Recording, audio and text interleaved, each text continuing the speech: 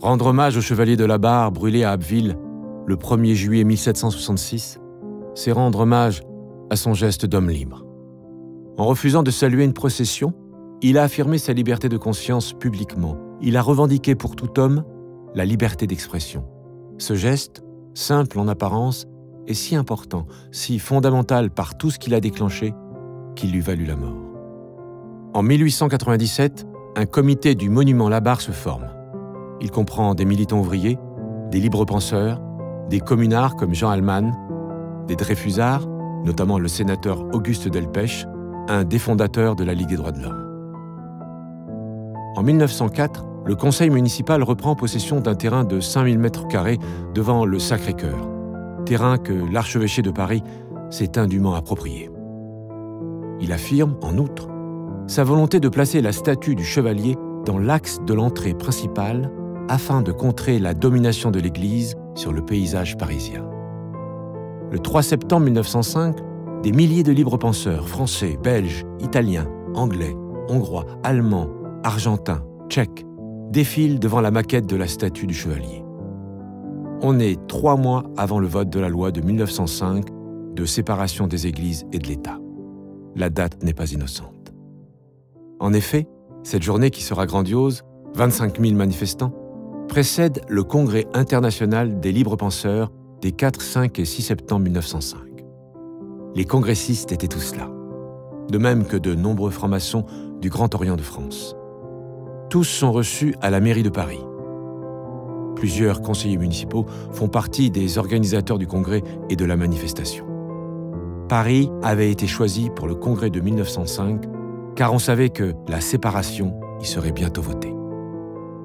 Le 4 novembre 1906 a lieu l'inauguration de la statue réalisée par le sculpteur Armand Bloch.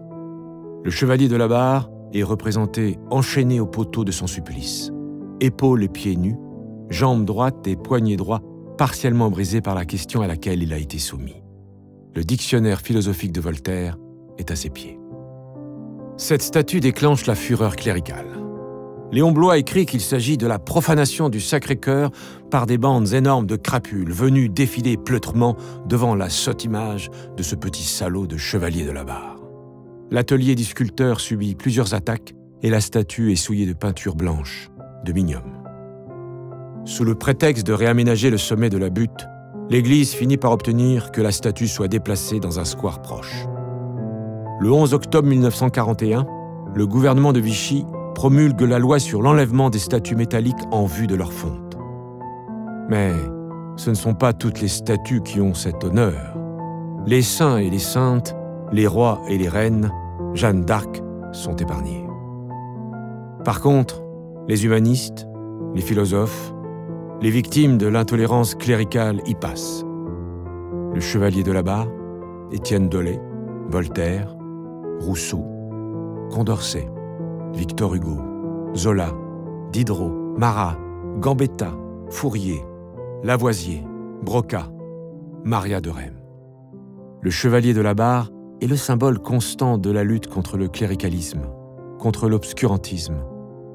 Et notre initiative de remettre le chevalier de la Barre à sa place d'origine n'est pas la commémoration un peu vaine d'un crime du passé, mais un appel à l'action toujours nécessaire pour le respect de la liberté de penser. Liberté de conscience, liberté d'expression, liberté.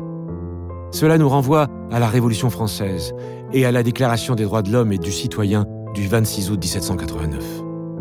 L'article 10 stipule « Nul ne doit être inquiété pour ses opinions, même religieuses ». Ce principe est profondément remis en cause par la loi du 21 août 2021, dite « loi séparatisme », qui entend mettre en place une idéologie d'État. La liberté de conscience reconnue à chaque citoyen, c'est la loi de 1905, loi de séparation des églises et de l'État qui la garantit. C'est pourquoi, depuis plus d'un siècle maintenant, la libre pensée veille sur la loi de 1905 et intervient chaque fois que cette loi est victime d'atteintes, directes ou insidieuses. La libre pensée défend tous les acquis conquis dans le combat pour l'émancipation et la liberté humaine. La libre pensée mène le combat pour l'émancipation intégrale de la pensée humaine, comme le proclame fièrement le monument en mémoire du chevalier de la Barre à Abbeville, dans la Somme. La libre pensée mène le combat pour la liberté absolue de conscience, fidèle à ce qu'écrivait Victor Hugo, l'État chez lui, l'Église chez elle. La libre pensée veut réaliser une copie de la statue originelle réalisée par Armand Bloch et la remettre à sa place historique même de manière provisoire. Pour cela, nous avons besoin de votre soutien financier.